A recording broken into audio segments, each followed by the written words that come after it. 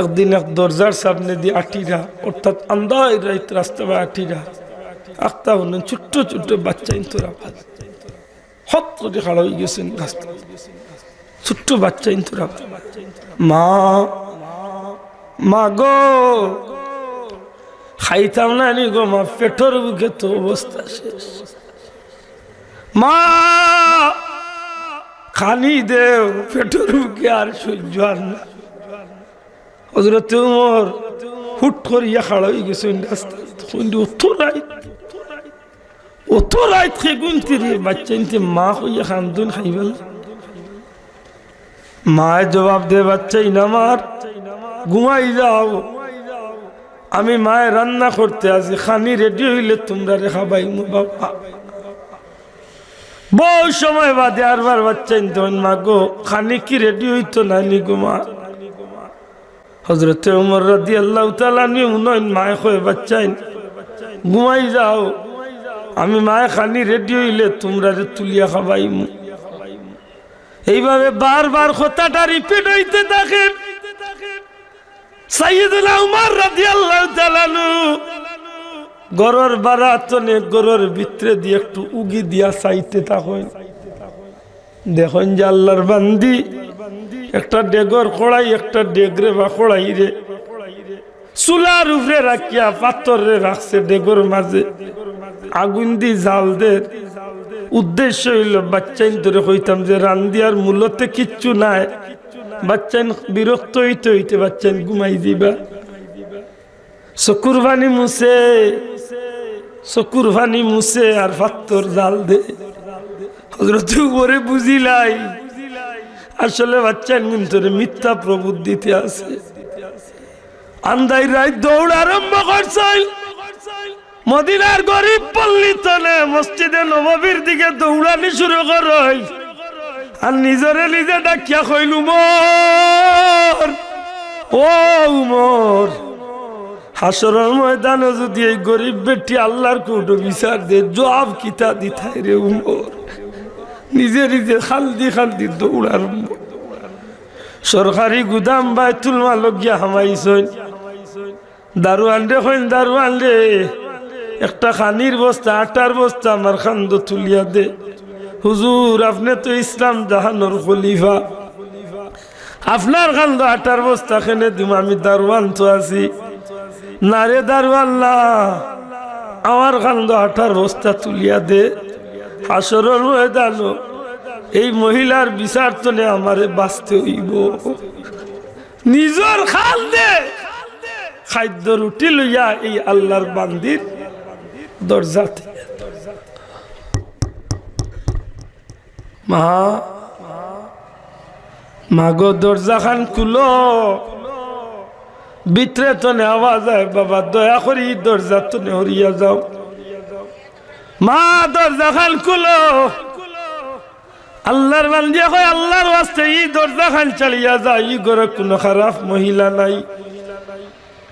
তুমি জানো নানি ইসলাম জগতের খলিফা হযরত উমর ইবনুল খাত্তাবের শাসন করা, তোমারেও মরতে হইব, আমারে মারতে হইব। অতএব আল্লাহ তোমার দুনিয়া আখিরাতে উজালা করিয়া দেও। এমন ভাবে আল্লাহর বান্দে দোয়া করে কয় বাবা এতিম বাচ্চা নিয়ে বড় বিপদ আছি, এতিম হকলর হক কেউ আদায় করে না, তুমি যে এনে হকটা আদায় করাত লাগছো, আল্লাহ যেন তোমার দুনিয়া আখিরাতে উজালা করিয়া দেন। দোয়া করি করি এক পর্যায়ে উঠিয়া কয় বাবা আমি আল্লাহর কৌটো বিচার দিয়ার ইসলাম জগতের খলিফা উমর রে যেন আল্লাহ হাসরের ময়দানে বিচারের কাঠ গোড়ায় খাড়া করুন। হযরত উমরে বুঝি লাইছেন যে হযরত উমরের বিরুদ্ধে বেটির অভিযোগ আছে।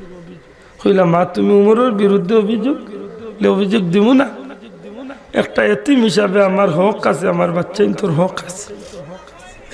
তাইলে ইসলাম জগতের প্রেসিডেন্ট হওয়ার বাদেও আমার এতিম বাচ্চা লিয়া যেন আমি মা বিপদ তাই খবর রাখো। হযরত উমরের নিজের পরিচয় লুকায় রাখি এখন মা গো আমি উমরের পক্ষ তো তোমার কাছে মাফ চাই, আর তুমি আল্লাহ আস্তে তার মাফ করে দিলাম। আল্লাহর বান্দি হয় না, উমরের পক্ষে আমার কাছে আপনি এখান কইন না যান, এর বাদেও যদি আপনি আর কইন তাইলে আপনার খাদ্য আমি রাখতাম না, আপনি লইয়া যাক কাকি। কারণ কিয়ামতের ময়দানে আমি উমরের বিরুদ্ধে আল্লাহর কোর্টে বিচার দিব। কেন তোমার হক নষ্ট? তখন আল্লাহর বান্দি আল্লাহর নবীর সাহাবী উঠে কইরা, মাগো উমর তো এক দেশের প্রেসিডেন্ট, হয়তো তোমার বাচ্চা তোর খবর তাই জানোই না, গতিকে তো হয়তো তোমার বাচ্চাই নেতিমখলর হক আদায় করতে পারে না। আল্লাহর বান্দি উঠে কই, অবাক কথা, আশ্চর্য, তাই যদি মানুষের খবর লইতা পারতা না তাইনি দায়িত্ব তান খান্দ নেই, তাই তো অবশ্যই দায়িত্ব নিশ্চয়, তাই নিশ্চয় এরা খবর লইতা আমার এতিম বাচ্চা তোর হক আদায় করতা না। তাই এর বাদে আরবার হইলাম, আগো উমরে মাফ করে দিলাম না, আমি তার পক্ষে তোমার কাছে সুপারিশ। বেটি কই, বাবা তোমার যেটা লইয়া আইছো সবটা লইয়াছ, আর সহ্য করতে পারছি, গাল ভাইয়া ভাইয়া চকুর পানি চালি। এখন মাগো যে উমরের বিরুদ্ধে আল্লাহর কোর্টে অভিযোগ দিরায়, আমি হতো বা গার খেউ নাই, আমি হইলাম নবীর সাহাবী উমর, আমি জানি না গো মা তোমার এই বাচ্চা এমন লইয়া তুমি বিপদ আছো, জানতাম যদি তাইলে তোমার বাচ্চা তৈরি কষ্ট হইতে দিতাম না। মা তোমার কাছে ক্ষমা চাইলাম, হাসরের ময়দানে আমার বিরুদ্ধে আল্লাহর কোর্টে অভিযোগটা দিও না। হাইল ফজর নামাজের বাত্তনে তোমার বাচ্চা এতিমখলর যে হক আদায় করা লাগে সরকারি পক্ষ তো আমি সেই হকটা আদায় করিয়া লই। সত্যি করে হকা এই জমিন এরা আল্লাহরে ডরাইছেন না ডরাইছে না? দয়া করে জোরে মাতুকা, এরা আল্লাহরে ডরাইছে না ডরাইছে না? এটা আমার অনুরোধ থাকবে, জীবনে যে কাজটা আপনি করবা দয়া করে একটা সেকেন্ডর লাগে আল্লাহর ডর খান ভিতরে হারাও। মনে রাখুন, জান আত্মীয়তা সম্পর্ক হারি জান্নাত যাইতো না। আজকে অনেক মানুষ নিজের বই নাইন তোরে বুলি গেছে, আল্লাহরে ডরায় না, গতিকে নিজের বই নাইন ফাউরিলছে, নিজের হুফুন তোরে বাইফুতে ফাউরিলেন না। আপনি বাইফুত আপনার হুফুন তোরে আপনি শ্রদ্ধার সাথে মনে করুক, আপনার মই আইন তোরে শ্রদ্ধার সাথে আপনি স্মরণ করুক, গরিব দুঃখী কেউ থাকলে এরার হক আদায় করুক। কারণ আজকে যে আপনার আল্লাহ জমিন সালার একদিন এই হুফুয়ে এই বইনে এই মইয়ে ইলা বউতে আপনার বহুত কিছু করছে, বহুত পেশাব পায়খানা সাফ করছে, আপনি দুনিয়াতে ইয়ারলে বড় খুশি হয়েছে, অন্তত সেই হকটা আপনি আজকে আদায় করার দরকার। ঠিক না? ঠিক না? মনে রাখুন, জানো প্রতিবেশীর যদি কোনো এতিম থাকে, এই এতিম গুনতারে আল্লাহর ওয়াস্তে আল্লাহ ডরাইয়া আল্লাহরে ভয় করিয়া এতিমর প্রতি একটু সদয় জানো, এতিমর মাথা আতাইয়া দিন জানো, তার মাথার মাঝে যত চুল থাকবে আপনি সদয় আতাইয়া দিলে প্রত্যেকটা চুলে চুলে আল্লাহ আপনার নেকি দান করে।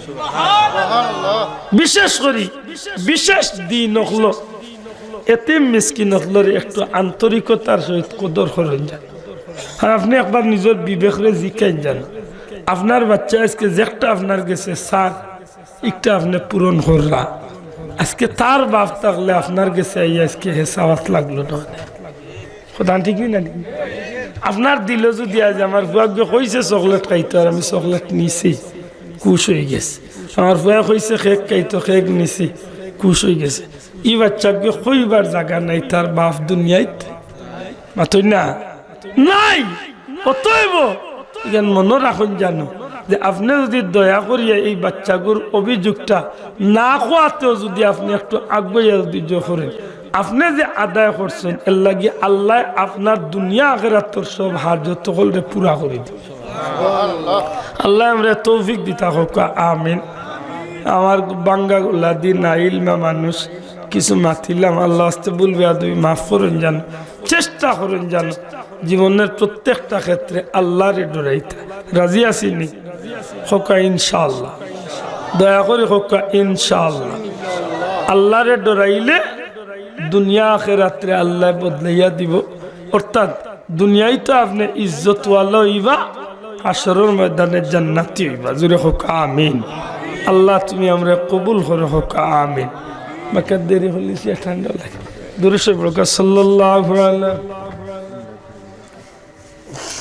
কিন্তু ফোর্সি না করতে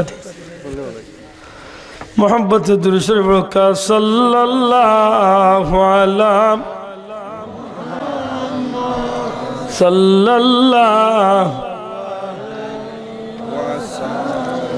सल्लल्लाहु अला मुहम्मद सल्लल्लाहु अलैहि